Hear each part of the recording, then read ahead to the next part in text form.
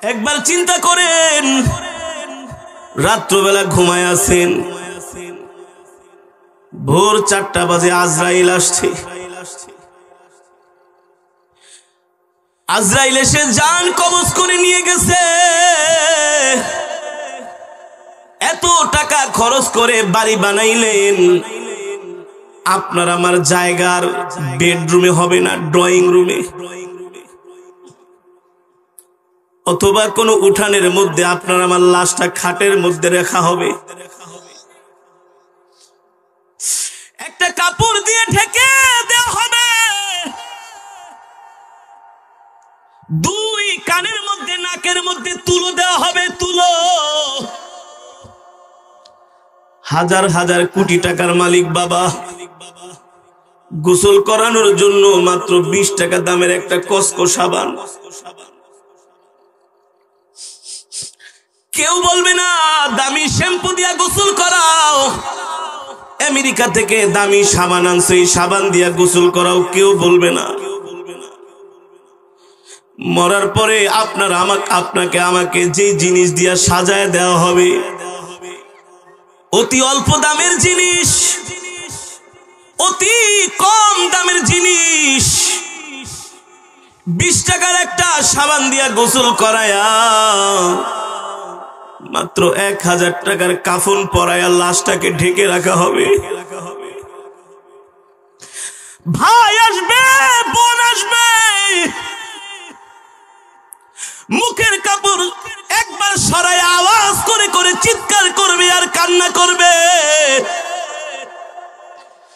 যেই স্ত্রীর সাথে 30-40 বছর সংসার করছেন, স্ত্রী ঘরের এক কোণায় যে কান্না করবে, ছটফট করবে। সন্তান আইসা বাবার মুখে হাত দিয়া বলবে, বাবা এত আদর কইরা মানুষ কইরা পড়াশোনা করে, আজকে বাবা তুমি আমাদেরকে ফাঁকি দিয়া চলে গেলা। স্ত্রী ঘরের মধ্যে কাতরাবে, সন্তানরা বাবা বাবা বলে চিৎকার করবে। দূর দূরান্ত থেকে আত্মীয় স্বজনরা দেখার জন্য আসবে, এক নজর শুধু দেখবে, এক নজর। জানাজা পড়ানোর জন্য মাঠে নিয়ে যাওয়া হবে, হাজার হাজার মানুষ আইসা শুধু জানাজা দিয়ে চলে যাবে। আস্তে আস্তে করে যখন কবরের কাছে লাশটা নেওয়া হবে, রে বাবা ওই কবরে মাত্র 2 জন মানুষ ঢুকবে, 2 জন মানুষ ঢুকবে। লাশটা কবরের ভিতরে রেখে 2 জন মানুষ লাফ দিয়া উপরে উঠে যাবে। এই শেষ সাক্ষাৎ। উপরে বাঁশের চাটাই দেওয়া হবে, মাটি দেওয়া হবে। সন্তান সন্ততি আত্মীয় স্বজন উপরে দাঁড়ায়া ক্রন্দন করবে, কান্না করবে। হাজার হাজার কোটি টাকার সম্পদ, শত শত কোটি টাকার সম্পদ দুনিয়ার জমিনে রাইখা গেলেন, অন্ধকার কবরে একটা টাকা নিয়ে যাওয়ার মতো কোনো ক্ষমতা হলো না। মিনহা খলাকনাকুম ওয়া ফিহা নুঈদুকুম ওয়া মিনহা নুখরিজুকুম তারাতান উখরা। ঠিক কিনা বলেন? আত্মীয় স্বজন এই দোয়া পড়বে, হাতের মধ্যে মাটি নিয়ে জনমের মাটি দেওয়া দিবে। অন্ধকার ঘর, যেখানে নাই কোনো বাতি, নাই কোনো সাথী, এমন একটা কবর, ওই কবরে কোনো সাথী নাই, বন্ধু বান্ধব নাই। অন্ধকার কুঠুরিতে একা একা মনে হবে, একা একা, কেউ পাশে থাকবে না। নিজেকে এত বড় অসহায় কোনোদিন মনে হয় নাই। ওই অন্ধকার কবরে একজন মানুষ নিজেকে এতটা অসহায় মনে করবে, মনে মনে ভাববে, হায় রে আমার আত্মীয় স্বজন কোথায় গেল, বন্ধু বান্ধব কোথায় গেল, পাড়া প্রতিবেশী কোথায় গেল। শতে শতে মানুষ সব সময় আমার পিছনে আশেপাশে থাকতো। আজকে তো কাউকে দেখতেছি না, কাউকে পাইতেছি না। ওই কবরের মধ্যে একা একা নিঃসঙ্গ মনে হবে, ভীত সন্ত্রস্ত মনে হবে, আর মনে মনে ভাববে, হায় রে, এই কবরে যদি একজন সাথী পাইতাম, একজন বন্ধু পাইতাম, তাহলে আমার সকল দুঃখ কষ্টগুলো দূর হয়ে যেত। ঠিক কিনা বলেন? এই অবস্থায় মুনকার নাকির ফেরেশতা আপনার আমার কবরে আসবে। ওই কবরে কোনো সাথী নাই, বন্ধু নাই।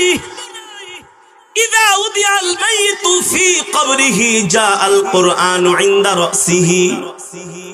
একমাত্র এই কোরআন এসে মাথার সামনে দাঁড়ায় থাকবে। আল্লাহু আকবার। কে দাঁড়াবে? একমাত্র কোরআন এসে মাথার সামনে দাঁড়ায় যাবে। আর মুনকার নাকির ফেরেশতারা সওয়াল করবে, মার রব্বুকা ওয়া মান দীনুকা ওয়া মান নাবিয়ুকা।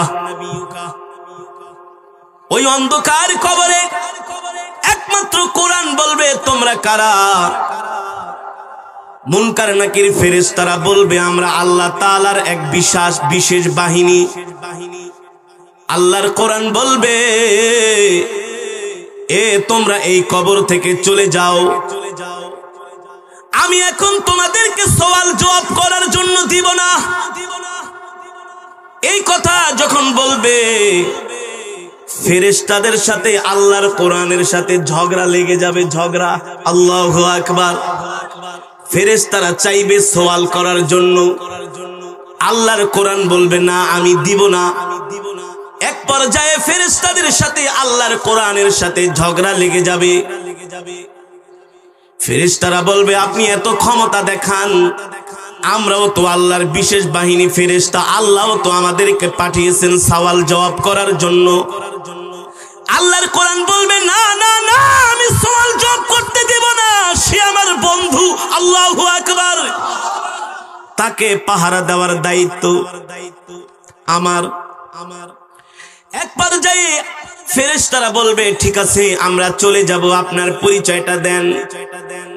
আল্লাহর কোরআন বলবে, তোমরা আল্লাহর বিশেষ বাহিনী ফেরেশতা, তোমাদের ক্ষমতা আছে, আমিও মানি, কিন্তু আমার চাইতে তোমাদের বেশি ক্ষমতা না। এর কারণ হলো, তোমরা হলো আল্লাহর ফেরেশতা, আর আমি স্বয়ং হলাম আল্লাহর জবানের কালাম।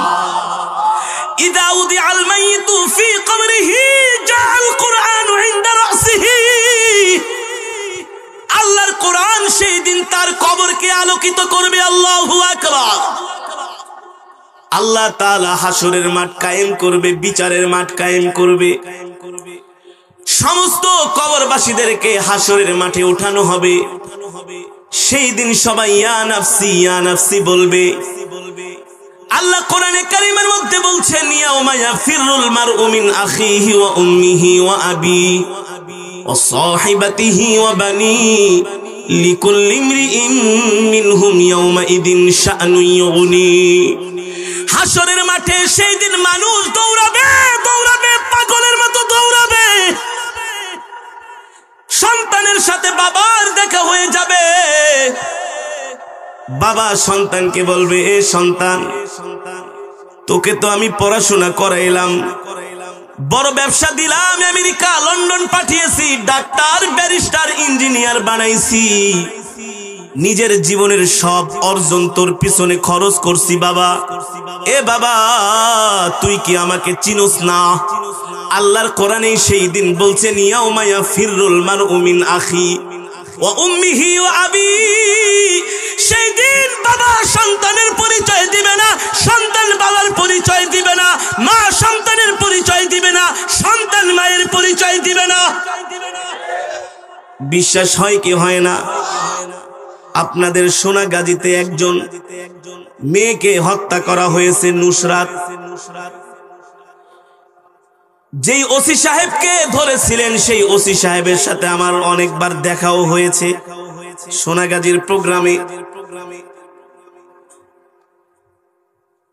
যার ইন্ধনে তাকে হত্যা করা হয়েছে, দেখলাম ওই 12 জন আসামি যখন কোর্টে উঠিয়েছে, কোর্টে যে মেইন আসামি যিনি হত্যাকাণ্ড ঘটিয়েছেন সবাই মিলে তাকে গালাগালি করতেছে জোরে জোরে। নাম সিরাজউদ্দৌলা।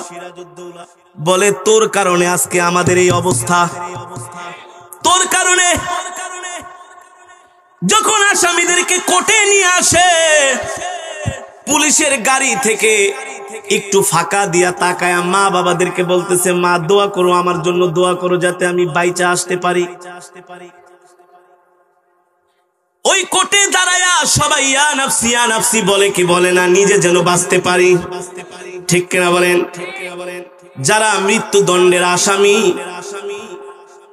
এজলাসে ওঠার পরে ম্যাজিস্ট্রেট যদি তাদেরকে বেকসুর খালাস দিয়া দেয়, তাদের কাছে কত আনন্দ।